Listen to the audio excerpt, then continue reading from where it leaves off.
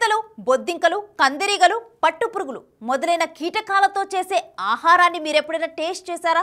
పోనీ వాటిని తింటారన్న విషయం మీకు తెలుసా? అవును, ఈ ప్రపంచంలో కీటకాలను కూడా ఇష్టంగా తినేవారున్నారు. ఐక్యరాజ్య సమితి అంచనా ప్రకారం సుమారు 200 కోట్ల మంది ప్రజలు ఇప్పటికీ తమ రోజువారీ ఆహారంలో భాగంగా కీటకాలను తింటున్నారు. ఈ విషయంపై ఇటీవల సింగపూర్లో ఒక సదస్సు కూడా నిర్వహించారు. మరి వాటిని తినటం మంచిదేనా? కీటకాలను తినటం వల్ల లాభమా నష్టమా? ఇప్పుడు తెలుసుకుందాం.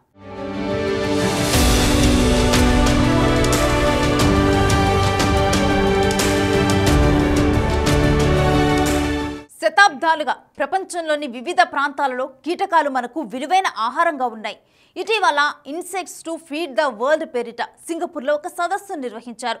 ప్రపంచ ప్రఖ్యాత కుక్లతో పాటు 600కు పైగా శాస్త్రవేత్తలు, పారిశ్రామికవేత్తలు ఇందులో పాల్గొన్నారు. సదస్సులో కేవలం మిడత, కీచురాయి, చీమలు మాత్రమే ఆహారంగా తినాలనే నియమాన్ని పెట్టుకున్నారు.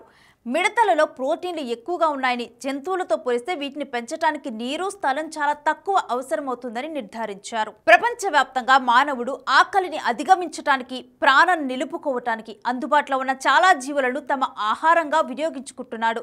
జపాన్లో ఆహారం తక్కువగా ఉన్న ప్రాంతంలో మిడతలు, పట్టుపురుగులు, కందిరీగలను తినేవాళ్ళు.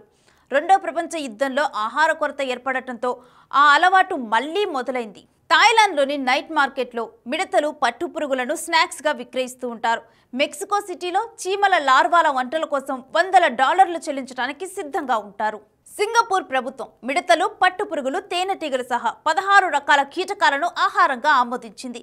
దీంతో ఒక సీ ఫుడ్ రెస్టారెంట్ తమ ఆహార పదార్థాలపై మిడతల పొడిని చల్లటం లేదా దాన్ని చేపల తలకూరకు సైడ్ డిష్గా సర్వ్ చేయడం ప్రారంభించింది. వీళ్ళ మెనూలో మడగాస్కర్ బొద్దింకలతో కూడా సలాడ్, గొల్లభామలతో చేసిన ఐస్ క్రీం, పట్టుపురుగులతో చేసిన కాక్టైల్ ఉన్నాయి. ఈ సదస్సులో పాల్గొన్న షెఫ్ నికోలస్ కీటకాలతో తయారు చేసిన ప్యాటీలతో ప్రసిద్ధ వంటకం లాన్సాను కొత్తగా తయారు చేశాడు.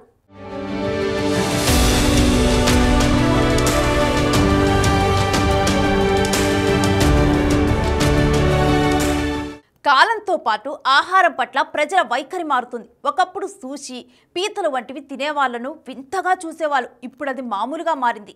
పేదవాని కోడి అని పిలిచే పీతలను ఒకప్పుడు ఈశాన్య అమెరికాలో ఖైదీలు, బానిసలకు ఆహారంగా ఇచ్చేవారు.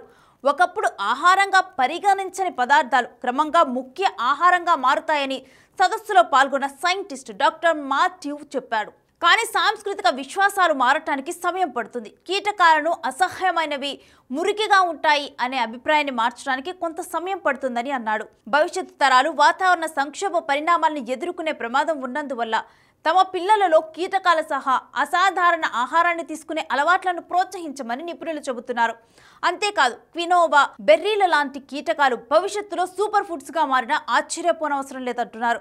సో ఫ్యూచర్లో మన దగ్గర కూడా కీటకాల వంటకాలు వచ్చే అవకాశం ఉందన్నమాట. For more videos like this, subscribe Big TV channel.